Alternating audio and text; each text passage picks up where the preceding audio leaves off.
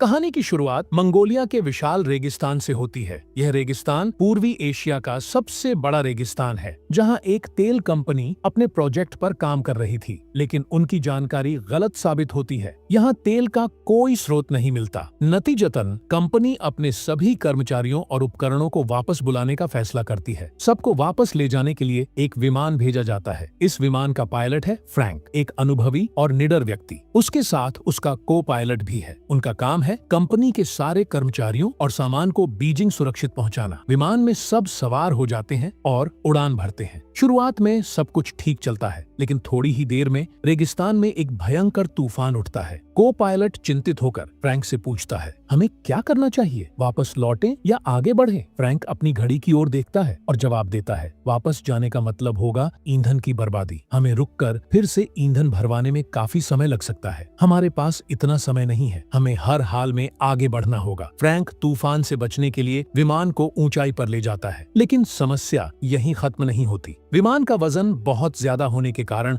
उसे संभालना मुश्किल हो रहा है। तूफान की वजह से रेत हर जगह घुस रही है और विमान का एक इंजन खराब हो जाता है। फ्रैंक को तुरंत फैसला लेना पड़ता है। वह को पायलट की ओर देखकर गंभीरता से कहता है, हमें इमरजेंसी लैंडिंग करनी होगी, इससे पहले कि यह प्लेन पूरी तरह से बेकाबू हो जाए। फ्रैंक प्लेन को नीचे उतारने की कोशिश करता है, लेकिन रेगिस्तान की रेत और तूफान के कारण आगे कुछ भी साफ नजर नहीं आ रहा होता। जैसे ही प्लेन नीचे उतरता है, उसका पिछला हिस्सा अचानक एक चट्टान से टकरा जाता है। इस जोरदार टक्कर से प्लेन का पिछला दरवाजा खुल जाता है और उसमें बैठा एक यात्री रेत के तूफान में बाहर गिरकर गायब हो जाता है। प्लेन बेकाबू होकर रेत पर फिसलता हुआ काफी आगे तक जाता है। जब आखिरकार यह रुकता है, तो सभी यात्री अंदर बैठे अपनी सांसें थामे हुए होते हैं। फ्रैंक और को पायलट जांच करते हैं तो पाते हैं कि प्लेन में 2 और यात्रियों की मौत हो चुकी है। बाहर अभी भी तूफान चल रहा है, इसलिए सभी प्लेन के अंदर ही रहना बेहतर समझते हैं। कुछ घंटों बाद जब तूफान शांत होता है, तो यह भयानक नजारा देखने को मिलता है। प्लेन आधा रेत के नीचे दब चुका है, लेकिन राहत की बात यह होती है कि कुछ ही देर बाद हवा रेत को उड़ा देती है और प्लेन फिर से पूरी तरह से दिखाई देने लगता है। सब यात्री बाहर निकलकर अपनी स्थिति का जायजा लेते हैं। खाने पीने का सामान चेक किया जाता है और पता चलता है कि उनके पास सिर्फ 1 महीने का राशन है। अब तक यह भी साफ हो चुका है कि उनका रेडियो खराब है और उन्हें अपनी सही लोकेशन का अंदाजा नहीं है। इस बीच ग्रुप में से एक व्यक्ति, जिसका नाम विलियम है, बाहर निकलने की योजना बनाता है। वह आत्मविश्वास से कहता है, मैंने मैराथन और ट्रैकिंग की है। मैं 200 मील का सफर तय करके मदद ले आऊंगा। फ्रैंक उसे रोकते हुए समझाता है, यह जुलाई का महीना है और रेगिस्तान की गर्मी इंसान को मिनटों में खत्म कर सकती है। यहाँ की पहाड़ियाँ मैग्नेटिक हैं। तुम्हारा कंपास सही दिशा नहीं दिखाएगा। अगर तुम चले भी गए तो गोल गोल घूम कर वापस यहीं आ जाओगे। विलियम यह बात समझ तो जाता है, लेकिन उसकी बेचैनी बनी रहती है। उसी रात जब सभी यात्री प्लेन के अंदर सो रहे होते हैं, बाहर एक बार फिर से तेज तूफान उठता है। ग्रुप का एक सदस्य डेविस टॉयलेट के लिए बाहर निकलता है। तूफान की तेज हवाओं और रेत की वजह से उसे रास्ता दिखना बंद हो जाता है। जैसे ही वह वापस प्लेन की ओर लौटने की कोशिश करता है, उसका पैर एक पत्थर से टकरा जाता है। वह रेत पर फिसलकर एक ढलान से नीचे गिर जाता है। चारों ओर सिर्फ रेत और अंधेरा होता है। वह मदद के लिए चिल्लाता है, लेकिन तूफान की गड़गड़ाहट में उसकी आवाज किसी तक नहीं पहुंचती। सुबह जब सब जागते हैं तो पता चलता है कि डेविस लापता है। फ्रैंक और अन्य लोग उसे ढूंढने की कोशिश करते हैं, लेकिन रेत के ढेर के अलावा कुछ भी दिखाई नहीं देता। डेविस तूफान में कहीं गुम हो चुका है। तूफान थमने के बाद सभी लोग निराश और थके हुए प्लेन के अंदर बैठते हैं। ग्रुप में मौजूद एक महिला, जिसका नाम कैथरीन है, आखिरकार फ्रैंक के पास जाती है। वह कहती है, हमें यहाँ से बचाने के लिए कोई आएगा। इसके कितने चांस हैं? फ्रैंक गंभीरता से जवाब देता है, सिर्फ 5%। लेकिन हम यहाँ से निकलने का जोखिम नहीं उठा सकते। अगर हमने रेगिस्तान पार करने की कोशिश की तो हमारे पास खाना और पानी इतनी कम मात्रा में है कि यह 2 दिनों में खत्म हो जाएगा और उसके बाद हम सबकी मौत तय है। फ्रैंक की ईमानदारी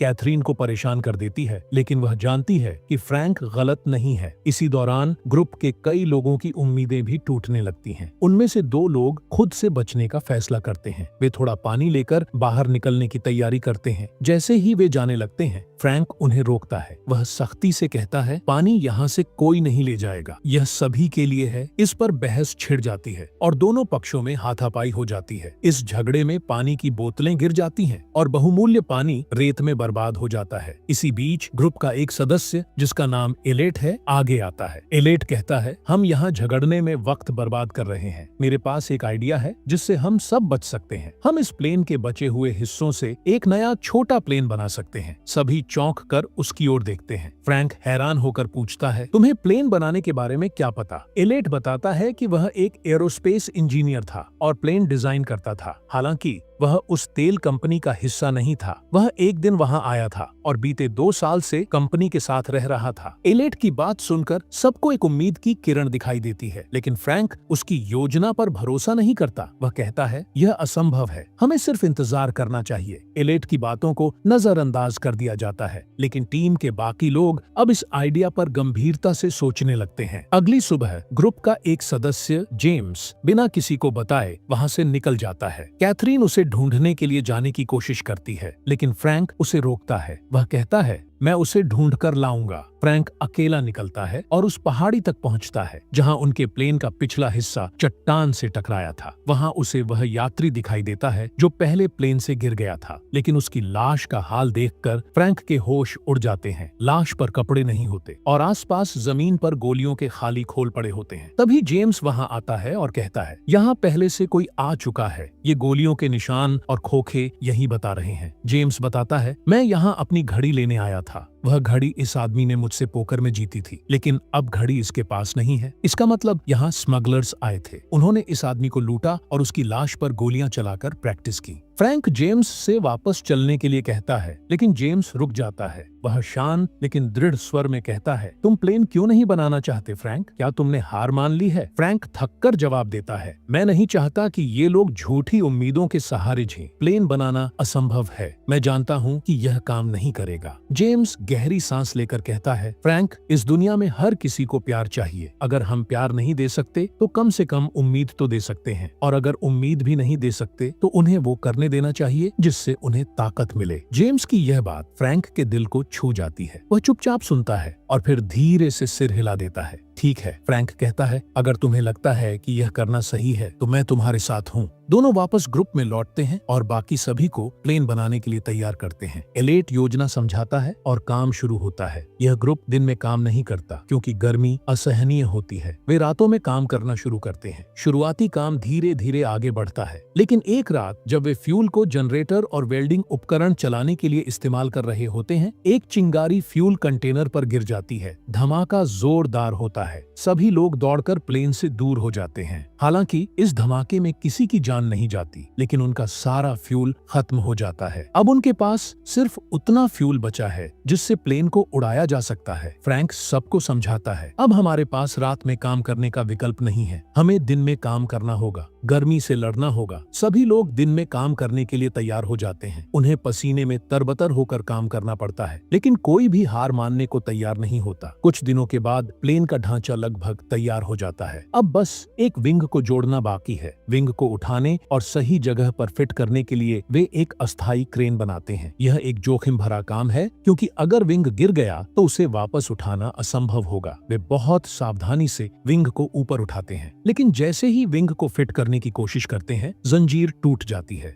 विंग तेजी से नीचे गिरता है। सभी लोग सहम जाते हैं। विंग फिसलते हुए सीधा प्लेन से टकराता है। हर कोई सोचता है कि सब खत्म हो गया। तभी अंदर से एक आवाज आती है। एलेट प्लेन के अंदर से बाहर आता है और मुस्कुराते हुए कहता है, हो गया, विंग सही जगह पर फिट हो गया। विंग फिसलते हुए अपने सही पोजीशन पर आ गया था। यह एक चमत्कार जैसा था। अब प्लेन लगभग तैयार था। सभी के चेहरों पर मुस्कान लौट आती है। वे खुशी से झूम उठते हैं और काम खत्म करने में जुट जाते हैं। वे प्लेन के चारों ओर रेत हटाकर एक रनवे तैयार करते हैं। एक रात जब काम अपने अंतिम चरण में था, एक भयंकर इलेक्ट्रिक तूफान आ जाता है। आसमान में बिजली कड़कने लगती है और प्लेन के विंग के अंदर रखे फ्यूल को लेकर सब घबरा जाते हैं। सभी लोग प्लेन से दूर भाग जाते हैं, लेकिन एलेट अपनी जगह से हिलने को तैयार नहीं होता। वह चिल्लाता है, अगर मैं यहाँ से गया तो प्लेन नष्ट हो जाएगा, मैं नहीं जाऊंगा। तभी फ्रैंक दौड़कर एलेट के पास आता है। बिजली गिरने ही वाली होती है जब फ्रैंक एलेट को पकड़कर वहाँ से खींच लेता है। दोनों तेजी से कूदकर सुरक्षित जगह पहुँचते हैं। वे इस प्लेन को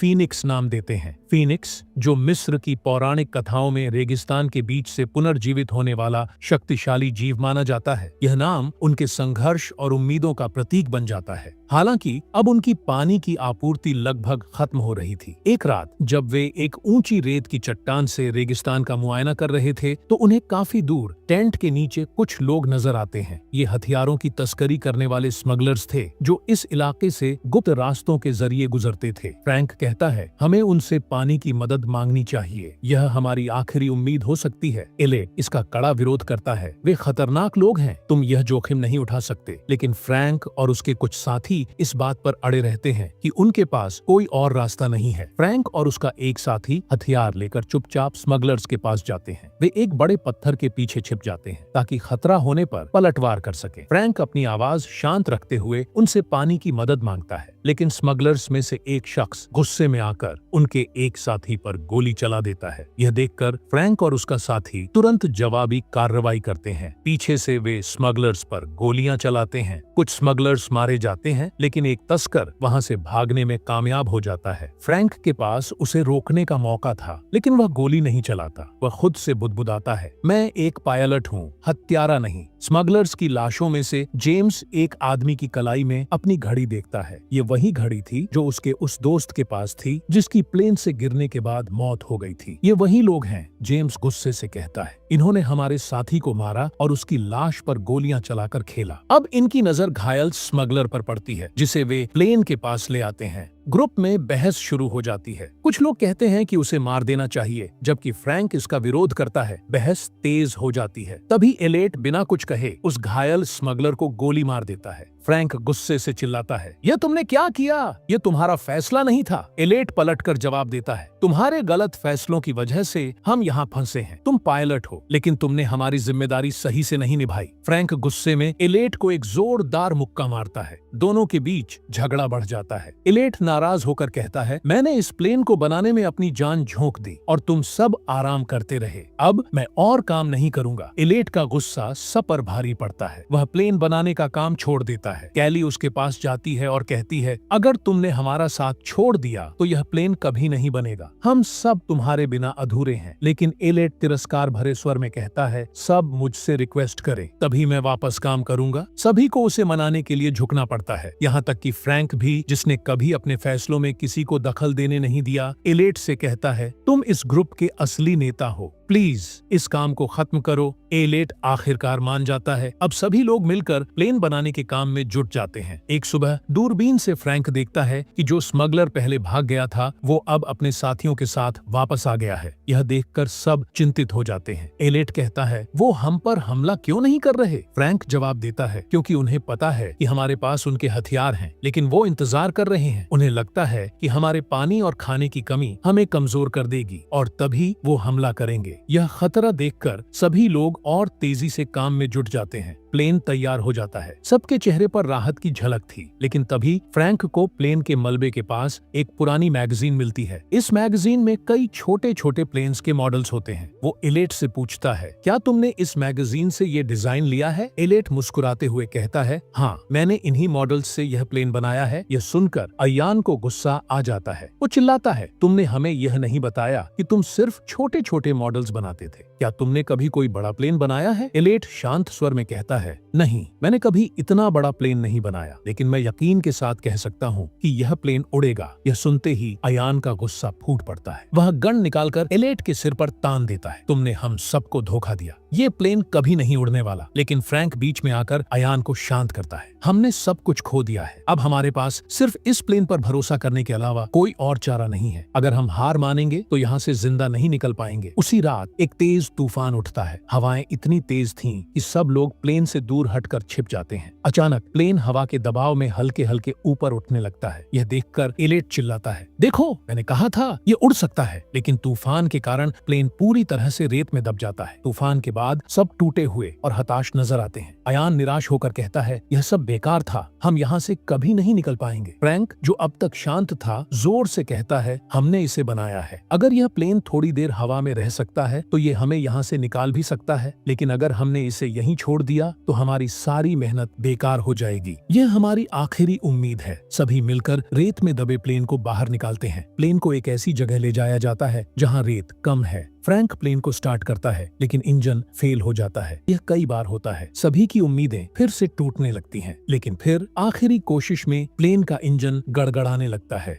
यह चालू हो जाता है। प्लेन का इंजन दहाड़ते हुए गूंजने लगता है। सभी लोग तेजी से प्लेन में चढ़ते हैं, लेकिन इसका डिजाइन ऐसा था कि इसमें अंदर बैठने की जगह नहीं थी। वे प्लेन के पंखों और किनारों पर मजबूती से लटक जाते हैं। पीछे स्मगलर्स घोड़ों पर सवार होकर बंदूकें लहराते हुए तेजी से उनकी ओर बढ़ रहे थे। गोलियों की आवाजें गूंज रही थीं। प्लेन के पास दौड़ते हुए स्मगलर्स उन पर ताबड़तोड़ फायरिंग कर रहे थे, लेकिन किसी तरह कोई गोली उन्हें नहीं लगती। एलेट चिल्लाता है, फ्रैंक, और तेज रनवे खत्म हो रहा है। फ्रैंक पसीने में डूबा हुआ कंट्रोल्स पर पूरा ध्यान लगाकर प्लेन को आगे बढ़ाता है। रनवे खत्म होने ही वाला था। स्मगलर्स को लग रहा था कि ये सभी अब गिरकर मरने वाले हैं, लेकिन अगले ही पल फीनिक्स खाई के किनारे से ऊपर उठता है और आसमान में उड़ने लगता है। हवा में तैरता हुआ वह प्लेन मौत की घाटी से बाहर निकल चुका था। नीचे खड़े स्मगलर्स हैरानी और गुस्से से चिल्ला रहे थे, लेकिन अब उनके पास कुछ नहीं बचा था। फीनिक्स के आसमान में पहुंचते ही सभी के चेहरे पर खुशी की चमक थी। महीनों की मेहनत और संघर्ष ने उन्हें वहां पहुंचाया था। फ्रैंक ने मुस्कुराते हुए कहा, हमने कर दिखाया, हमने इसे मुमकिन बना दिया। एलेट जो अब तक शांत था पहली बार थोड़ा भावुक होकर बोला, इस प्लेन का नाम फीनिक्स सही रखा गया। यह असंभव से संभव की कहानी है। कुछ समय बाद सभी लोग अपनी पुरानी जिंदगी में लौट आते हैं, लेकिन अब उनकी कहानियां पूरी तरह बदल चुकी थीं।